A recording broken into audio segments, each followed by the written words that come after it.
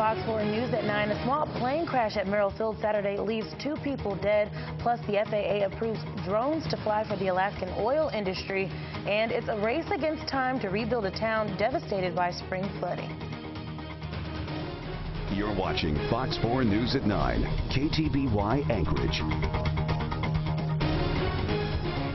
Thanks so much for watching. I am Whitney Miller. Today is Sunday, August 25th, and you're watching Fox 4 News at 9. We begin tonight with a small plane crash that killed 2 people on board Saturday afternoon at Merrill Field. Police say the Cessna 150 crashed just after it took off shortly after 3 p.m. According to reports, witnesses saw the plane take off and heard sputtering before it hit the ground on the western edge of the airport. Police say officers responding to the crash pulled the 31-year-old owner, Robert Lilly, and 27-year-old Jesse Nelson from the plane. The 2 were taken to the hospital where they were pronounced dead.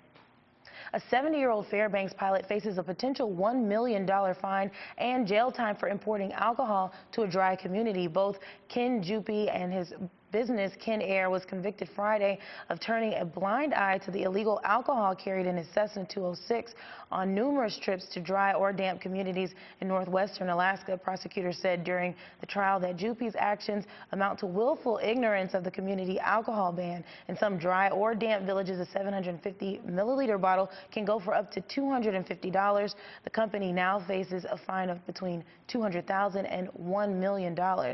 Well, the FAA has cleared the way for unmanned aircraft or drones to fly for the Alaskan oil industry. According to reports, 2 remote-controlled aircraft have been approved to fly over the Arctic Ocean. ConocoPhillips requested permission for the drone flights. However, they say they're not quite ready to put them to use. Federal officials say the application talked about ship-launched flights to survey ocean ice flows and migrating wells in Arctic oil exploration areas, as well as emergency response monitoring and wildlife surveillance over the Beaufort Sea. Well, it's a race against the clock for the residents of Galena to rebuild their town after a season of bad flooding. The town of Galena is working on a backup plan for alternate local housing in case some homes remain inhabitable by winter. City officials say about 80 people from the community of about 500 have not been able to return to their homes yet. Officials with the Federal Emergency Management Agency stepped in to help after the spring flooding in parts of Alaska were declared a federal disaster. FEMA says responders are doing the best they can in Galena, given the logistical challenges of working in a community that is far from the state's limited road system. Well, the city of Fairbanks is gearing up for the return of the Alaska Federation of Natives Convention.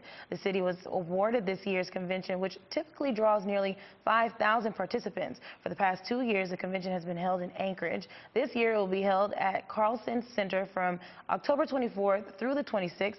And before that, the Elders and the Youth Conference will be held October 21st through the 23rd. And when we return, the fair is underway. We'll tell you how families are still enjoying it on a tight budget.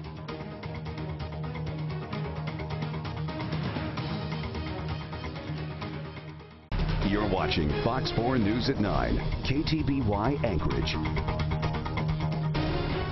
And welcome back. From all the fried fair food one person can down to berry-flavored popcorn, the Alaska State Fair is in full swing, and officials say there's a little something for everyone. An estimated 300,000 people will make their way through the fairgrounds between opening day and September 2nd this year. Dozens of new booths also join the nearly 500 vendors selling food and unique items. Big-name performers such as Kendrick Lamar will play Thursday night, and many others will be present throughout the week. Country rockers, Pure Prairie League, and several other choice selections will be performing for free. The fair will also be offering many activities for kids, including the GCI Petting Zoo, which gives kids a chance to interact with farm animals. Fairgoers this year say the turnout is better than anticipated and that every day offers something new. My favorite was the Ferris wheel because my dear friend Lindsay over there was terrified, and she overcame her fears today, which is a big accomplishment. Enjoying my Django. So having lots of fun, enjoying the sun. This is actually my first year, but it's a lot of fun because you get to meet a lot of new people and the kids really like it. Now, families look forward to the fair every year. However, they may not be looking forward to spending the money. Fox 4's Montana Jeffers caught up with some families trying to stay within their budget. Take a look. Because it has these little buns in it with some fluffy things in it. Maddie told her mom she couldn't leave the fair until she got her Astro Bob. We kind of try to budget for the fair, but yeah, we are spending a little bit more. Like most families, Melissa Rover's ultimate goal for her family is to have a good time, but that comes at a cost. We brought roughly $250 just for the day. So, yeah. For a family of 4 to just enter the fair, it will cost $40 plus the price of gas and parking. But don't forget rides. For $20, you can get a combo pack with 18 tickets. Guesstimating somewhere between $75 to $100 by the time the kids do the rides and they eat, and then do some more rides and eat again. So Mary Thompson and her family have been walking around trying to save money, and this year they think they're doing a pretty good job. I don't think last year we spent quite as much money as we have this year. So This year the Thompsons, like most grandparents, say it's more about making memories with their grandkids than about spending money. Well, if you find yourself on budget or maybe going over just a little bit, one thing is for sure, money is being spent on food at the Alaska State Fair. Your Alaska Link went on a quest to find out just what is the best fair food. Take a look. They're like super delicious and sugary and all sorts of different toppings like Nutella and maple syrup and stuff, and it's awesome. John Matson says every year he just has to get his hands on the infamous elephant ear, even though he admitted to us he really doesn't know what it is. It's just like super like doughy and pasty, and it's awesome. Ann King, the owner of Elephant Ear, says it's possibly the best dessert item at the fair. Elephant ear is a deep-fried bread that we serve with different toppings. Our new topping this year is Nutella. So you know I had to try out the new On this topping side, and on this side for we the have sake of the viewer, cinnamon right? sugar and the brand new Nutella frosting. Everybody's excited about. Everybody's excited about I'm it. gonna try that. People want to taste it, so they're kind of checking it out, but I think, you know, in a year or so it'll be very popular. Well, across the park is a more meaty fair food favorite. our lines have been nonstop all day today. They have been 3 booths long at least. We've got them wrapped around the back side of our booth. Porky's pork chops on a stick are, well, they're known to heal. Oh, I can walk! I can walk! What is the big deal about pork chops on a stick? Why put it on a stick? Why put it on a stick? Well, that way your fingers don't get messy for one. 2, it's easier to handle, and it's, hey, pork chop on a stick. What no better name can you remember, right? Pork chops are marinated in the booth's secret seasoning and then slow barbecued for an hour. William swears by the chops. Each year he says he takes a few home. Oh, it is tender and juicy, and I just, watch this. Oh man, I don't even need a drink. It's so juicy, you don't need a soda. Whether you came to the fair just for the atmosphere, every fair goer will tell you to get your hands on a unique fair treat. You really don't need a soda. Well, when we return, we'll take a look at your week ahead weather-wise.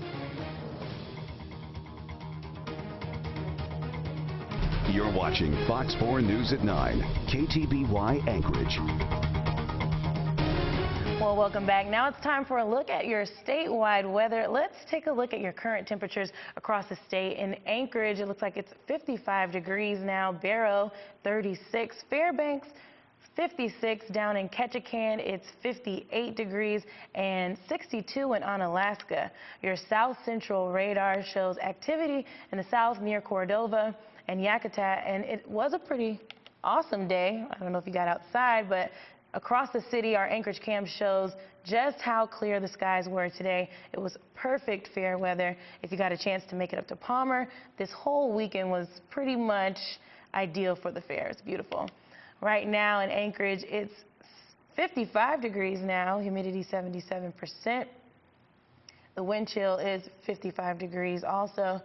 The satellite and radar shows a few systems moving across the state in the west and in the southeast. Anchorage, let's take a look at your 5-day forecast. Monday, it looks like we're going to continue this great fair weather with a high of 62 degrees and sunny. Tuesday looks like rain, high of 59. Wednesday, still a chance for rain and a high of 57 degrees. Thursday, cloudy, still in the 60s. And Friday, no sun for us, cloudy, high of 60. Fairbanks, tomorrow, it looks sunny for you as well, high of 67 degrees. Tuesday, partly cloudy with a high of 65 degrees. A chance for rain on Wednesday and cloudy Thursday and Friday with temps in the 60s. Juneau, let's see what you got going on. Monday, partly cloudy and a high of 69 degrees, a low of 49. Tuesday, a high of 66 degrees. Cloudy on Wednesday, 64 degrees, 49 is your low. Thursday looks like it's going to be raining, 63 degrees for your high and 49 for your low. Friday, 62 degrees and 49 for your low. Still rain though for you. And across the state, 35 degrees in Barrow, 67 in Fairbanks. There's still some rain across the state. Not as much as it was last time I gave you this wonderful weather. 62 in Anchorage, 65 in Yakutat, 69 in Juneau, 68 in Ketchikan, 63 in Unalaska, and 58 in Cold Bay. And that is a look at your weather. When we return, we'll give you a recap of this week's top headlines. Stay tuned. You're watching Fox 4 News at 9, KTBY Anchorage. Well, welcome back. In case you missed it, here are some of your top headlines from the past week. The 31-year-old Anchorage man accused of driving drunk and killing 2 teenage pedestrians was indicted this week.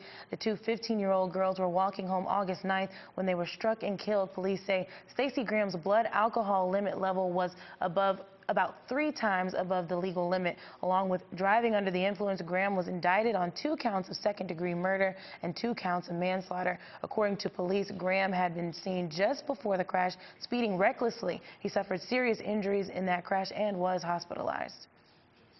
The families of the 2 girls made this statement, quote, "Our families are determined to seek justice for our beautiful angels. We appreciate the continued support of the community and all efforts to stop the devastating problem of drinking and driving in our city." The man accused of firing at an officer in South Anchorage Wednesday went before the court. James Nick, the alleged shooter, told the judge Friday he did not understand why or what he was being charged with. The 31-year-old was arraigned in front of an Anchorage jail court judge earlier that day. Nick now faces a total of 8 charges, in which all but 2 are felonies.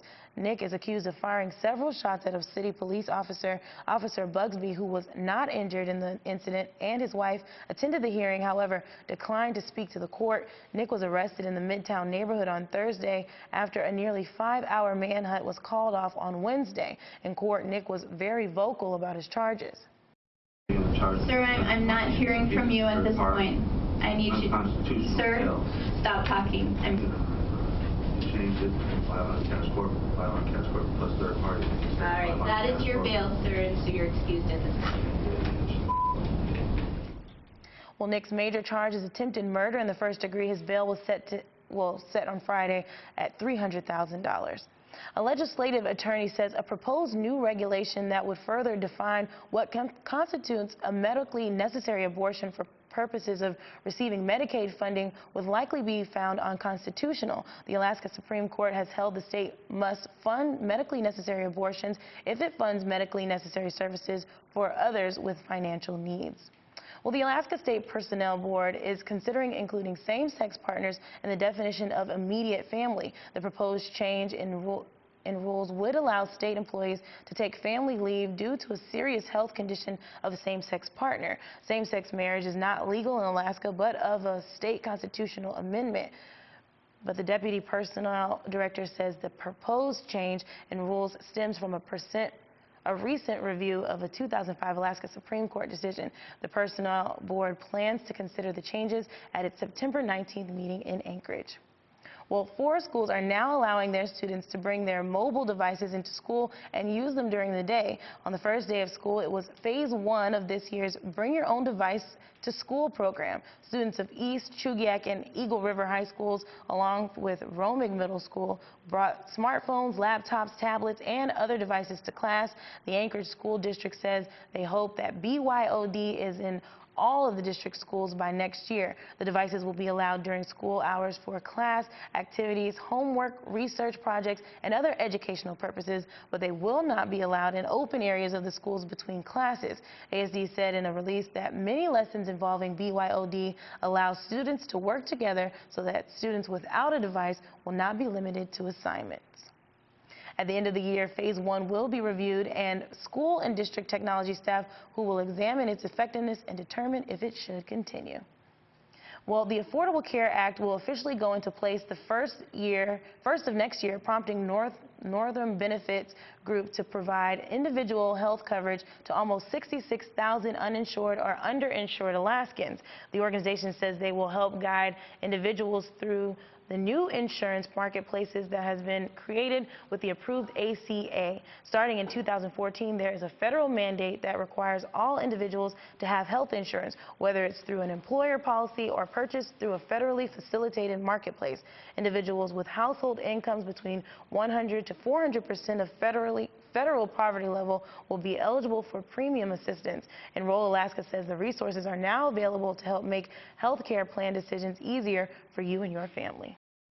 Many Alaskans will truly benefit from the Affordable Care Act via the tax subsidies that will be available to them. And so our role is to really make sure that individuals who qualify for that tax subsidy are educated and have the ability to enroll into a health plan that's right for them and their family. Now, Enroll Alaska will have locations throughout the state to help individuals and families during open enrollment, which runs from October 1st through March 31st of next year. Jake, did you get to use your mobile devices in school when you were in high school? The only mobile device I had was a Texas Instruments TI-83, and I think the only game that was on there was Block Dude. I had a TI-89. Oh, look at you. We're nerds. That's okay. Tell us about some sports. What's coming up? Oh, football. Football is what's going on. Football, plenty of football, actually. Week 2 was this past week, and plenty of games. South versus Bartlett. We were out at Chupiak versus West. We were out at all of the games in the area. We've got highlights and more coming up. Plus, we're also going to hear from news writer in Fairbanks, Danny Martin. He's going to join us once again live on AKSN. That's coming up in just a few minutes right here on Fox 4, so you'll want to stay tuned. And I don't know if you saw or not, but to be amazed, Miley Cyrus, I think she was twerking. Well, that and NSYNC is back. I just want y'all to know they're back together. When we come back, take out those calendars. We'll tell you about your week ahead.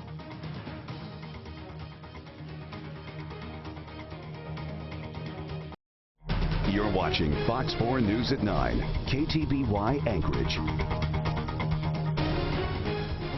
Well, welcome back. Now it's time to take out those calendars and get ready to plan your week ahead with a few things you may want to check out, and it's all about the fair. Well, of course, the fair is here, and that's what we're going to be doing. It's going to be going on until September 2nd. Some things you won't want to miss this week. On Tuesday and Wednesday, it's Buddy Days at the fair from noon to 5. So if you buy a ticket, your buddy ride's free. Alaska Grown Day is also on Thursday, August 29th. If you wear your Alaska Grown t-shirt, you get $2 off admission.